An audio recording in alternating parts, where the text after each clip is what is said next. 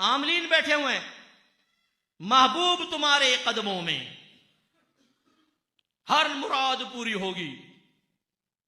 एक मैंने वो देखा पोस्ट, वो आजकल आया हुआ है, मैं नाम नहीं लेता हूं उसका, वो मुझे किसी ने भेजी, ये मेरा वजीफा कर लें, महबूब चल कर तुम्हारे दरवाजे तक आएगा, ना आए नाम बदल देना। वो महबूब जिसको ये कह रहा है और जो इससे अमल करवाएगा, वो महबूब आपकी और मेरी बेटी भी तो हो सकती है, आपकी मेरी बहन भी तो हो सकती है ना।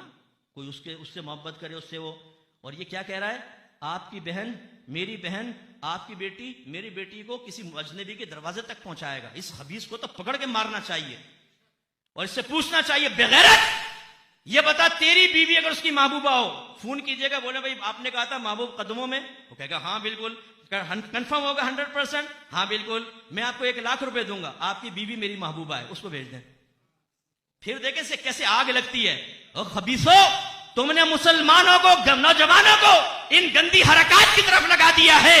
बगैर तो तुम लोगों ने बेड़ा गर्क किया है हमारे नौजवानों का, और हमारे नौजवान अपने मजहब इस्लाम को मुकम्मल टाइम न देने की बिना पर और उलमाए आले सुन्नत की अहमियत ना जानने की बिना पर इन्हें पैसे दे दे के कह रहे हैं किसी की बहन, किसी की बेटी को हमारे दरवाजे तक पहुंचाओ। ये बेगैरती है कि नहीं है बताइए? इससे बड़ी और क्या बेगैरती होगी? और ये उलमा बोलने वाले नहीं होंगे तो आज टिकटॉक पर किसी की बेटी को ठुमका लगाते हुए देख रहे हो, आपके पास क्या गारंटी है कि कल ये खबासत हमारे घर में दाखिल होकर हमारी बहन बेटी को नहीं नचवाएगी? और खर्च करें आप नात खानियों में पैसा, आप लगाएं 12वीं पे पैसा, 11वीं पे पैसा, ना दे दारुल उलूम के अंदर पैसा, ना पैदा करें उलमा, ना बनाएं, आप बचकर बता दें, आपके घर में जहालत घुसकर आपको तबाह करेगी। कितने घर ऐसे हैं, मैं क्यों जल तक उड़ता हूं, मैं आपको बताता हूं।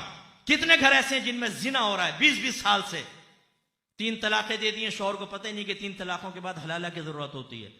जाहिल किस्म के माँ बाप बीच में आ गए, भाई, सगे भाई देखो छोटे छोटे बच्चे हैं, सुलह कर लो, छोड़ो, हो जाता है, कोई बात नहीं। जो मुफ्ती साहब थे, अरे मुफ्तियों को छोड़ो, घर बसाओ। 3 तलाक के बाद उसके साथ भेज दिया, 3 तलाक के बाद हलाला के बगैर तो वो अजनबी औरत है, साथ रहने लगे, जिस्मानी ताल्लुक हराम और जिना, पैदा होने वाला बच्चा वलदुज़्जिना। नाराज मत होइएगा, आप में से बहुत सारों ने अपने बेटे बेटियों की शादी की है। कल जरा अपनी बेटी बेटे को बुला के एक सवाल करिएगा, बेटा बताओ तलाक किन अल्फाज से होती है? ये क्वेश्चन करके देखिएगा ना जरा। अगर बेटी जवाब दे दे, बेटा जवाब दे दे, मेरा नाम बदल दीजिएगा, फिर जरा खौफ ज़दा हो जाइएगा। ऐसा तो नहीं कि दामाद ने गुस्से में तलाक के अल्फाज निकाल दिए हों, क्योंकि कितने लोग हमसे मसला पूछते हैं। अभी हमारे प्रोग्राम आते हैं ना, 19 साल हो गए माशाल्लाह, इस कमिंग मार्च को 20वां साल होगा मेरे प्रोग्राम अहकाम शरीयत को। जब हम ये तलाकों के मसाइल बयान किए तो कितनों ने फ़ोन किए, मुस्ताद ये जुमला तो मैंने भी कहा था, कितने अरसे पहले, 10 साल पहले, तो फिर क्या किया था, मालूम ही नहीं था। फिर तजदीद ईमान करवाया, तजदीद निकाह करवाए बहुत सारों के। इतने केसेस हमारे पास आते हैं, कुछ इंतहा नहीं। भाइयों समझें जरा, अच्छे उलमा का पैदा करना इंतहाई जरूरी है। इन डब्बे पीरों, जाली आमिलों और आपने मसलक को लूट कर अपने जाती मफादात के लिए खाने वालों का रास्ता रोकने के लिए उलमा का पैदा करना इंतहाई जरूरी है। जय्यद उलमा, समझदार उलमा, खुदारा उनकी ताजीम करें, उलमा की, उन्हें अपना सर का ताज बनाएं। नात खान आपको जन्नत में नहीं ले जा सकता।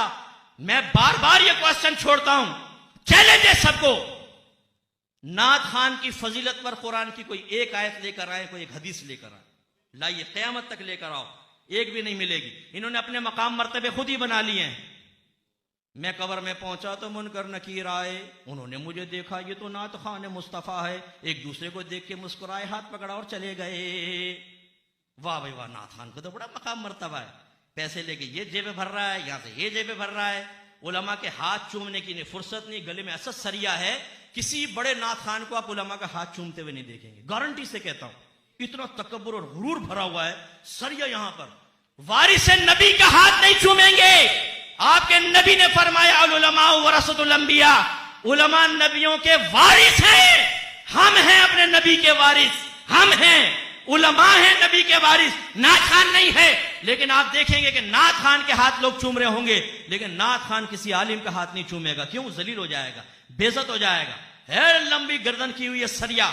मौजिन के लिए फजीलत है, हाफिज कुरान के लिए फजीलत है, आलिम दीन के फजीलत है, मुजाहिद के लिए फजीलत है, नात खान की कोई फजीलत नहीं है। लेकिन इसका मतलब ये नहीं कि जलील करो उनको, फजीलत नहीं। आप इज्जत देना चाहें दें, प्यार मैं भी देता हूं, मैं प्यार मोहब्बत करता हूं। लेकिन ये जो आपने जहन बना लिया ना कि नात खान इज इक्वल टू आलिम, बराबर। नात खान लंबे चौड़े सोफे पे बैठा हुआ अकेला, उलमा नीचे बैठे हुए। शर्म तो नहीं आती होगी तुम लोगों को, तुमसे और आज इनको शर्म तो नहीं आती होगी।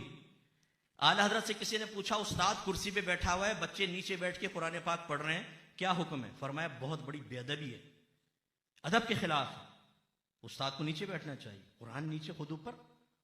और उलमा ये साहिब कुरान होते हैं, इनके सीनों में कुरान है, हदीस है, फिक्र है, आराम से चौड़े होके बैठे में, उलमा नीचे। भाई उलमा को भी सोफा दे दो, चलो मैं नहीं कहता हूं इससे सोफा खींच लो, क्योंकि खींच लोगे तो इसकी तो नाक इतनी ऊंची है तुम्हारी महफिल में नहीं आएगा आइंदा कि मुझे सोफा पेश नहीं कहता। रख देना इसको ऐसी कुर्सी, जरा रख के बताओ मुझे, किसी बड़े नाथ खान को तुम्हारा नाम बदल दूंगा जो तुमने मेरे लिए रखी है कुर्सी।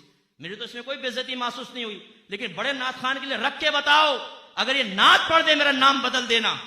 इनके लिए लाओ बड़ा सोफा, चौड़ा सोफा, उस पर चौड़े होकर बैठकर आलती पालती मार के नात पढ़ेंगे। बदतमीजो, ये बेअदबी का तरीका है। अदब एहतराम से आर्जी के साथ नात पढ़ी जाती है।